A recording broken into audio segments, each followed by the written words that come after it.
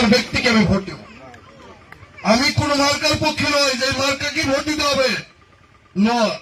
আমি বিগত 2022 সালে শেখ হাসিনার কাছে গেছিলাম, আমি বলছিলাম নেত্রী আমাকে একটা এই যে এতগুলো 450টা মডেল মসজিদ দিলেন, আমাকে 10টা মন্দির দেন বাংলাদেশে।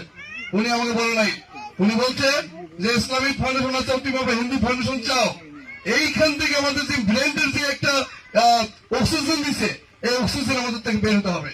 আমরা যে ধর্মের আমাদের নিরাপত্তা যে ধর্মে পাবো, যাদের কাছে পাবো, আমরা সেই ব্যক্তিকে আমরা ভোট দেব। আমাকে প্রতিনিয়ত আমি দেখতেছি আমার হিন্দু নির্যাতন হচ্ছে, এখানে হচ্ছে, ওখানে হচ্ছে। আমরা চাই সত্যি, আমরা সংখ্যালঘু নই। আমরা কিসের সংখ্যালঘু? সংখ্যালঘু রোহিঙ্গারা। আমরা কি রোহিঙ্গা? আমাদের বাংলা সম্পত্তিরা আরেকজন দখল করে খাচ্ছে।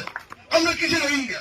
আমরা এই দেশের পূর্বপুরুষের ঘর বাড়ি।